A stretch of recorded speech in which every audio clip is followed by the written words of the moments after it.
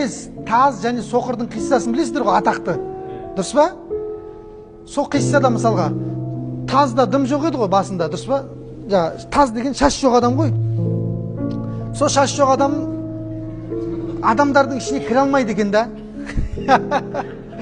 Адамдардың ішіне кіре алмайды, сонымен қиналады. Бір күні Алла тағала сынау үшін бір періштені жібереді ғой. Сөйтеді де ана періште келіп адамның кейпінде келеді де, сен жаңағы басыңды сипап шашыңды өсіріп берейін деп не қылады да, сонымен шаш өседі. Қандай мал жақсы көресің дейді. Түйені жақсы көремін деп айтады, ұмытпасам, иә? Түйен деп айтады, сәл қателесуі мүмкін. Сөйтеді де бір боталы бір түйен тастайды да, Алла малыңа береке өсініп кетеді. Анаң малы қырға сыймай қалады. Таздың ше. Алапеске де келеді, алапес анау үсті ауру ғой. Адамдардың ішіне кіре алмаймын, ойбай-ай, анау дегеннен кейін үстін сипап ана емдейді да, қай мал жақсы сиырды дейді да. Сиырды береді бір буазды жағы несімен. Алла сенің сиырыңа бер. Ананың сиыры қырға сыймай кетеді. Үшінші соқырға келеді. Соқыр саған не керек дейді. Мына туған жерді бір көрсем деп едім дейді да.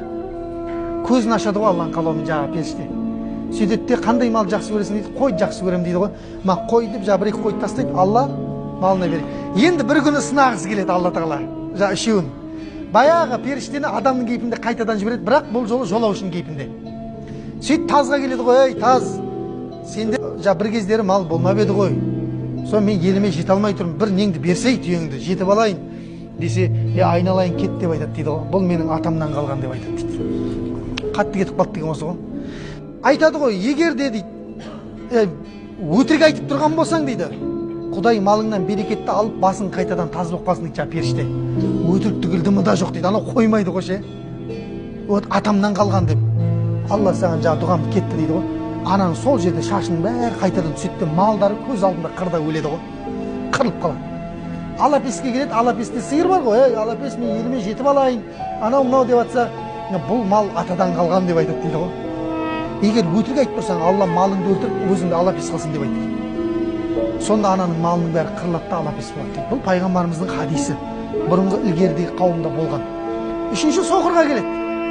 Ей соқыр, сенде көзің баяғыда соқыр болған еді. Сонда елге жете алмай отыр. Берсе бір малыңнан кішкентай жетіп алайық деген кезде, ей пәленше деп айтады дейді ғой. Ей жолаушы, мен Аллаға мыңда бір шүкір мына дүниені көргеніме дейді. Мына мал менікі емес дейді. Қалағаныңды алда, алдыңа салып айдап алып кет дейді. Ана қырдың бәрін алып кет дейді сен. Бұл мал мен көргеніме разымын дейді мына дүниені. Өйткені мен көре алмадым дейді туған жерімді. Көрдіңіз ба? Сонда ана періште айтты дейді ғой, сенің малың бізге керегі жоқ деп айтады дейді.